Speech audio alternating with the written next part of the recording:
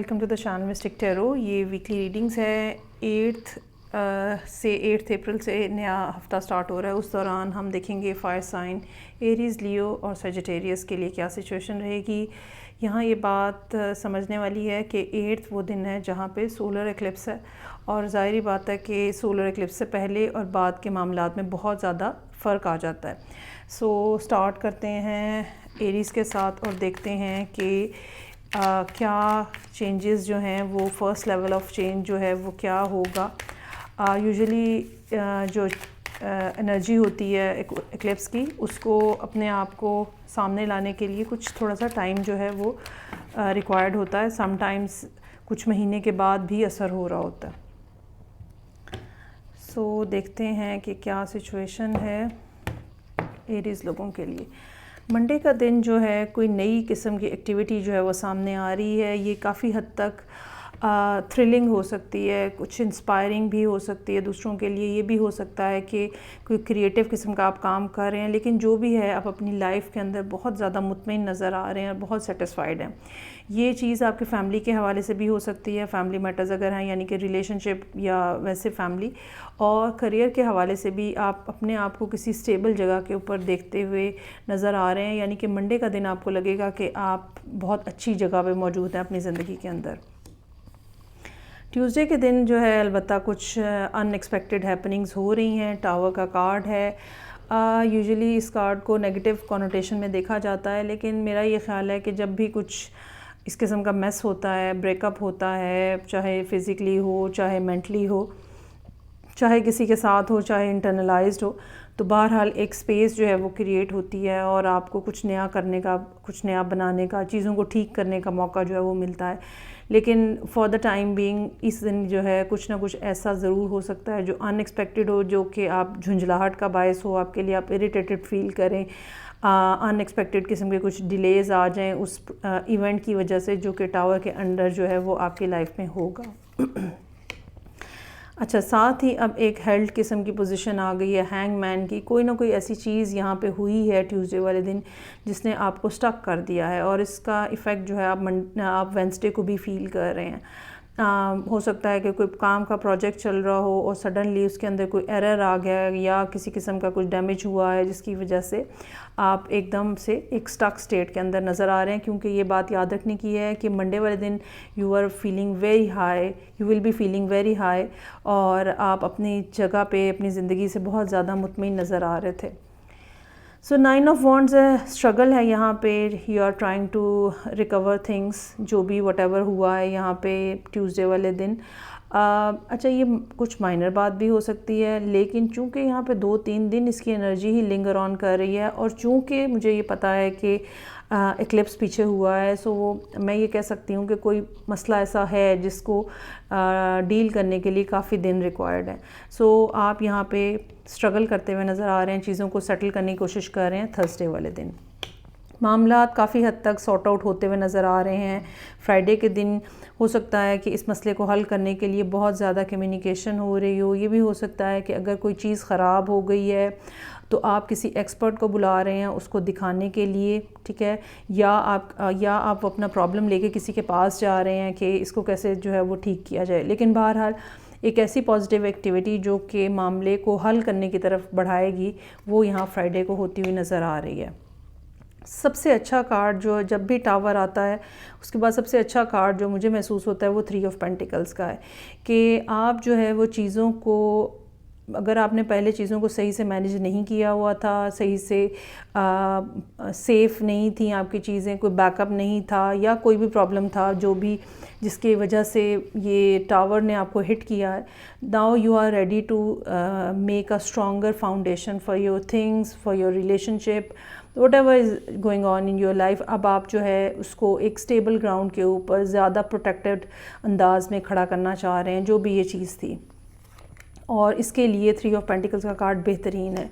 काफ़ी ज़्यादा soul searching भी नज़र आ रही है, प्लानिंग भी नज़र आ रही है, लेकिन साथ ही साथ मुझे ये लगता है कि इस बात का चांस हो सकता है कि संडे तक काफ़ी हद तक मामलात आपके जो हैं वो रिकवर हो जाएं, जो कि यहाँ पे ट्यूसडे को स्टार्ट हुए थे। और संडे का दिन जो है आपको थोड़ा सा रेस्ट करने का भी मौका मिलेगा, चीज़ें जो हैं वो काफ़ी हद तक सेटल होती हुई नज़र आ रही हैं। दूसरे लफ्ज़ों में जो भी प्रॉब्लम यहाँ अराइज़ हुआ था विद इन दिस वीक, आप उसके ऊपर उसको रिकवर करते हुए नज़र आ रहे हैं। सो ये थी रीडिंग जो कि एरीज़ लोगों के लिए थी। आगे बढ़ेंगे और देखते हैं कि लियोज़ के लिए क्या सिचुएशन है। 7 कार्ड स्प्रेड है हफ्ते के हर दिन के लिए, एक कार्ड। रीडिंग को लाइक करना, चैनल को सब्सक्राइब करना मत भूलिएगा। सो देखते हैं कि 8 अप्रैल से हफ्ता स्टार्ट हो रहा है, उस दौरान लियोज़ की एनर्जी जो है वो हमें क्या बता रही है। अच्छा, वहाँ पे क्वीन का कार्ड था जो कि क्वीन ऑफ वॉन्ड्स का कार्ड था जो कि एरीज़ का अपना कार्ड है, और यहाँ पे किंग ऑफ वॉन्ड्स का कार्ड है जो कि लियो का अपना कार्ड है। So you are also in a very much stronger place, और अपनी स्ट्रॉन्गेस्ट एनर्जी के अंदर आप नज़र आ रहे हैं किंग ऑफ वॉन्ड्स के साथ। कोई ना कोई एक्शन ओरिएंटेड बात हो सकती है, कुछ स्टार्ट करना है, किसी को कुछ कहना है, कुछ ऐसा जहाँ पे आपको इनिशिएशन लेनी है, कुछ इस तरह की सूरत हाल यहाँ पे नज़र आ रही है जो आप करने जा रहे हैं। ओके, स्ट्रेंथ का कार्ड है। जो भी प्रॉब्लम होगी, जो भी चीज़ होगी, जिसको भी डील करना होगा, you have the capacity to deal with that person, with that obstacle, with that जो भी अपॉर्चुनिटी आप अपने लिए क्रिएट करना चाह रहे हैं, you have the capacity to deal with that. और स्ट्रेंथ हमें ये बताती है कि आपके अंदर तकलीफ़ को बर्दाश्त करने की हिम्मत है, आपके अंदर मुश्किलात से निपटने की अहलियत है, ठीक है, और आप हर सामने आने वाली चीज़ के साथ जो है वो फ़ाइट बैक करना चाह रही हैं। बेसिकली ये दोनों कार्ड जो हैं लियोज़ की अपनी रिप्रेजेंटेशन है, और बज़ाहिर शायद आप सॉफ्टर नज़र आते हों, बज़ाहिर शायद आप काइंडर नज़र आते हों, लेकिन डीप डाउन एक फ़ियर्स किस्म की एनर्जी है जो कि मौजूद है, जो कि एट टाइम्स जब भी ज़रूरत पड़ती है वो सामने आ जाती है, और ये वो टाइम है जब आप इसको सामने लेकर आ रहे हैं।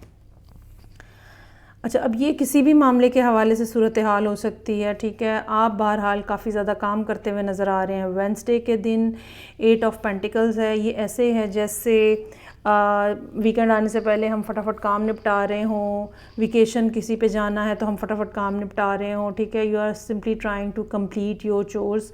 घर में रहते हैं आप, घर से बाहर हैं, वर्क फ्रॉम होम है, हाउसवाइफ हैं, व्हाटएवर आपका जो भी है स्टेटस, आप वेडनेसडे वाले दिन बहुत तेज़ी से चीज़ों को कंप्लीट करने की कोशिश कर रहे हैं। ओके, क्वीन ऑफ कप्स का कार्ड है। ये वो पर्सन हो सकता है जिसके साथ आप डील कर रहे हैं, ये कोई कैंसर हो सकता है, कैंसर पर्सन हो सकता है जिसके साथ आप डील कर रहे हैं, और ऐसा हो सकता है कि आप जो है वो इनके साथ यहाँ पे कनेक्ट हो रहे हैं थर्सडे वाले दिन।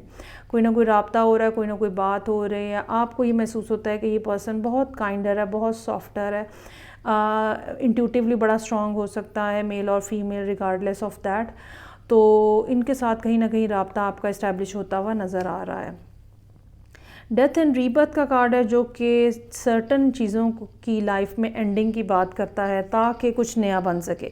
जैसे एरीज़ के लिए टावर का कार्ड था, इसी तरह लियोज़ के लिए डेथ का कार्ड है।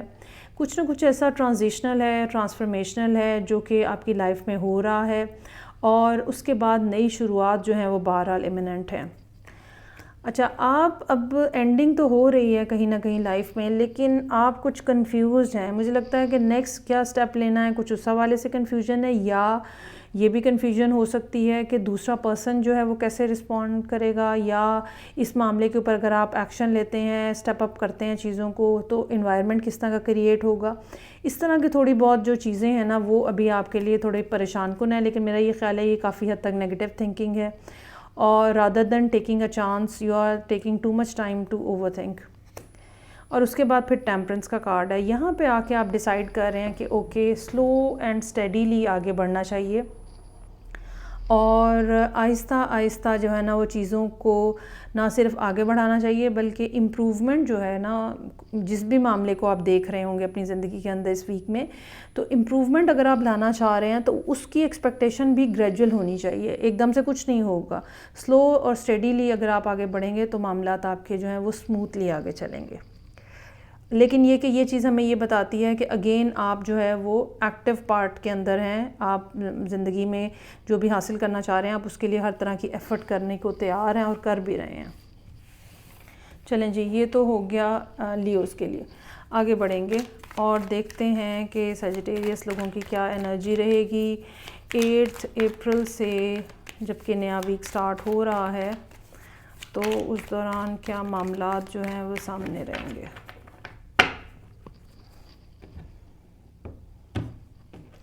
ये तमाम रीडिंग्स जनरल हैं। पर्सनल रीडिंग के लिए आप मुझे डायरेक्टली कांटेक्ट कर सकते हैं। सो मंडे का दिन ऐसा है जहाँ पे आपको ना हेल्प मिल रही है, ख़ास तौर पे वो सब लोग, वो सब सजिटेरियस जो परेशान हैं किसी ना किसी पॉइंट के ऊपर, उनको हेल्प मिल रही है। मॉरल सपोर्ट हो सकती है, फ़ाइनेंशियल सपोर्ट हो सकती है, ठीक है। काफ़ी हद तक इस बात का चांस है कि ये फ़ाइनेंशियल सपोर्ट हो। अच्छा, ये भी होगा कि ये कोई बहुत लार्ज स्केल अमाउंट नहीं होगी, लेकिन इतना कि आपका गुजारा चल जाए। यूनिवर्स बहरहाल आपको बैक कर रही है और फेवर कहीं ना कहीं आपको मिल रही है। अच्छा, यूनिवर्स की फ़ेवर मिलने का ये तरीका नहीं है कि खुद आके जो भी आपका बिलीफ है उसके मुताबिक, जो भी गॉड है या जो भी आपका बिलीफ है उसके मुताबिक खुद आके तो उसने कुछ नहीं करना ना। अल्टीमेटली लोग आते हैं जो कि आपके लिए हेल्पफुल साबित होते हैं, तो कोई ना कोई पर्सन जो है वो आपके लिए हेल्पफुल साबित होता हुआ यहाँ पे नज़र आ रहा है। ओवरऑल डिसअपॉइंटमेंट है, ट्यूसडे का दिन है, 3 ऑफ सोर्ड्स है, हार्ट अटैक है बहुत ज़्यादा, और चीज़ें जो हैं वो डिसअपॉइंटमेंट आपको लग रही हैं। इसकी एक रीज़न ये भी हो सकती है कि मतलब कोई किसी जगह पे आप इतना ज़्यादा फंसे हुए हैं, एक तो आपको किसी से मदद लेनी पड़ रही है और यही चीज़ जो है डिसअपॉइंटमेंट भी बनी हुई है। अच्छा, ये कोई वाटर साइन हो सकता है जिसके साथ आपकी डीलिंग्स हों, और हो सकता है कि ये पर्सन जो है बहुत ज़्यादा इमोशनली सेंसिटिव हो। ये भी हो सकता है कि ये बहुत ज़्यादा अपने फीलिंग्स को, इमोशंस को इस टाइम के ऊपर, जबकि ये कार्ड आया है, बहुत ज़्यादा शेयर ना कर रहे हों।